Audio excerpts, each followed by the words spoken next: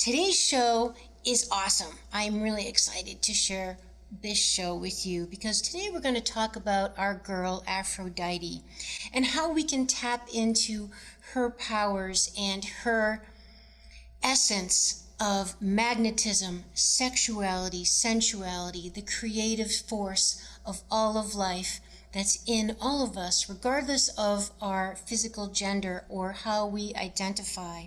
Because that's one thing that you always hear me talk about on this show, that masculine and feminine essence and energy is just that. It's an essence, it's an energy. It is not about physiological gender as much as it is a being, a state, which we all have inherently within us. We're all born with those two polarities of the masculine and the feminine. All of life has the masculine and feminine. It has the front and the back, the dark and the light. It's just a matter of what amount of degree is expressed at any given time of one or the other. One is not better than the other. It's just a matter of also learning to have the wisdom and the discretion to know when it's best to express more of one of the polarities or less of the other, or vice versa. And that just comes with time and experience, as well as your own interests and what you're trying to achieve. So a big part of this show is helping us understand this big duality that is who we are and what our life is about, so we can express our true soul and be all of who we really are. Because what I've discovered in my life, my 5 decades on the planet so far, is that, wow, we are so much more than we even thought we were. And we have so many more resources available within us that we can tap into that we weren't taught. We weren't taught these things, but it's not too late, because like I always say, where there's life, there's hope. So this show is about trying to help share this knowledge, this wisdom, these practices, techniques, and ideas with people, so we can really be who we truly are and help bring love, light, energy, and goodness and healing to the world.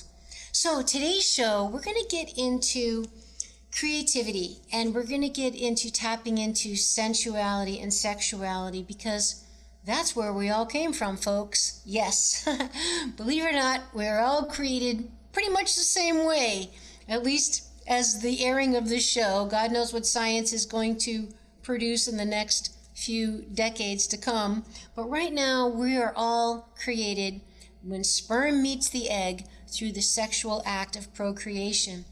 But the thing that people don't seem to remember or live in their lives is that same sexual energy is also the energy that fuels our passion, our desires, the creative powers to create a business, to create a beautiful table setting, to create a beautiful outfit, a painting. Obviously, a child giving birth is obviously the act of creativity. Creating a new concept, an idea, a community group. These are all from the same source of that creative fire, that creative spark that's in each of us as individuals. So regardless of your gender, we all have that ability within us. And when we can tap into that sense of creative energy, that sexual fire, that libido, that passion, which is synonymous with life force energy, that's when we're in our true power. So that's a big part of what this show is about, and that's why Aphrodite is the archetype that I chose, because she symbolizes, she embodies that libido, that creative element that we all have, because that's the element that will make the world better and make our lives better, because it fuels us, it gives us energy. Think of something that you're passionate about or you feel excited about. It's an energy, right? And that energy feels good. One of the main complaints we hear in society is that people are so tired and they don't have energy. We're all drinking coffee and Red Bull and green tea and all these things to give us energy, because we all want that juice. We want that fire. Well, What if we could tap into that source just on our own, just from our own imagination, and tapping into our soul's calling, because our soul is dying for you to tap into that, to come alive and to be born and express itself in the world. So today I'm going to tap into all of that essence, referring to a wonderful book called Goddesses Never Age by Christiane Northrup, who's a New York Times bestselling author and a medical doctor. You've probably heard of her because of her quite famous book called The Wisdom of Menopause. So I'm going to be reading from her book a passage that I found, and it's really quite appropriate for our show, because this passage is called Reclaiming Aphrodite, and as soon as I saw it, I was like, yes, we have to share this with our audience and our friends. So she writes, many ancient cultures had goddesses of love, sex, and pleasure. There was Frida in Scandinavia, which, by the way, is where we got the term Friday of the days of the week, Ashen in West Africa, and Rati in India. These are just to name a few.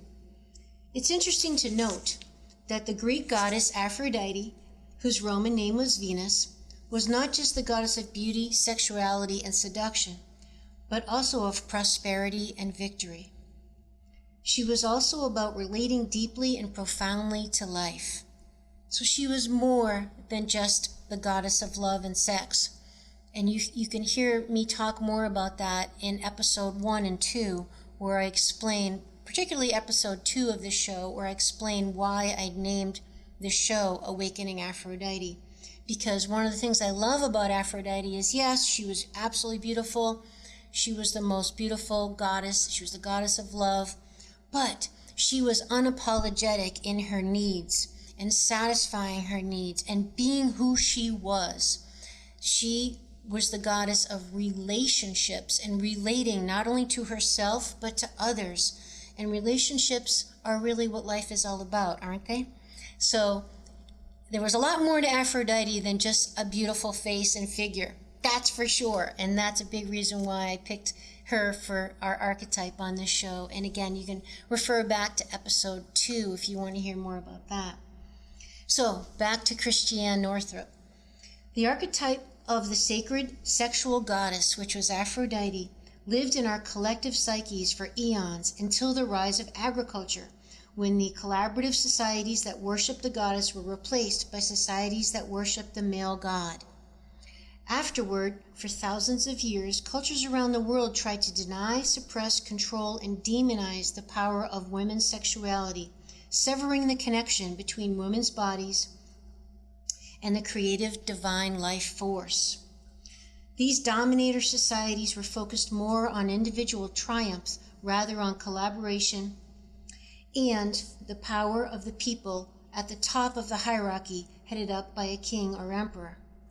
While this may seem like ancient history, we can see the same ideas playing out today, even in the U.S., where some states actually have laws to enforce vaginal ultrasounds on women who chose abortion.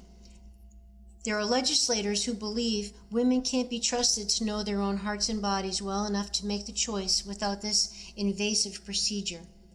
You think you're living in the modern world, and then someone proposes a law that makes you wonder what century you're in. After millennia of influence from dominator culture, it's no wonder we're so disconnected from our bodies and the creative life force associated with the earth. But deep down, we know we're meant to be sexual, sensual, life-giving, ageless goddesses.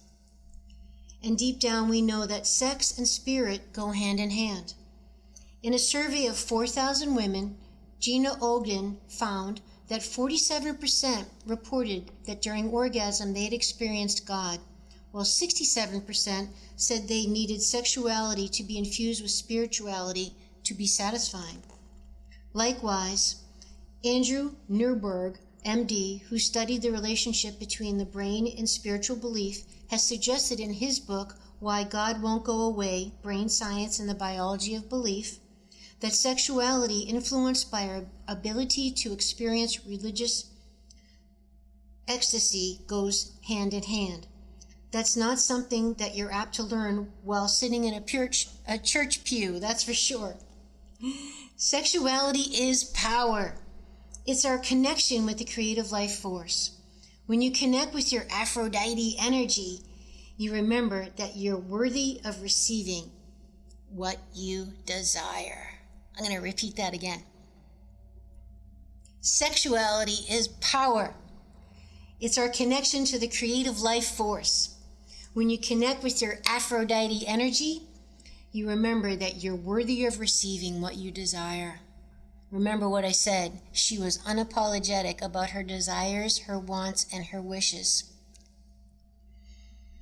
You surrender to the sexual energy and other pleasures without fear or displeasing anyone, and you enjoy a bounty of sexual delight that can include multiple orgasms. Hello, wait a minute, I gotta read that again. Multiple orgasms. That just got my attention. So she writes, when you connect to that Aphrodite energy, you surrender to sexual and other pleasures without fear of displeasing anyone, and you enjoy a bounty of sexual delight that can include multiple orgasms.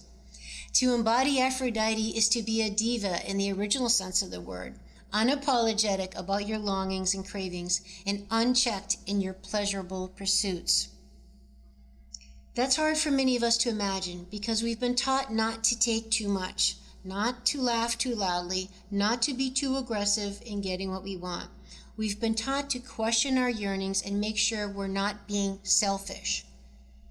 To become ageless, we must learn to distinguish selfishness from self-nurturing, because self-nurturing is the replenishing act of reconnecting to the energy of Aphrodite, the creative and sensual force of life itself. I'm going to read that again.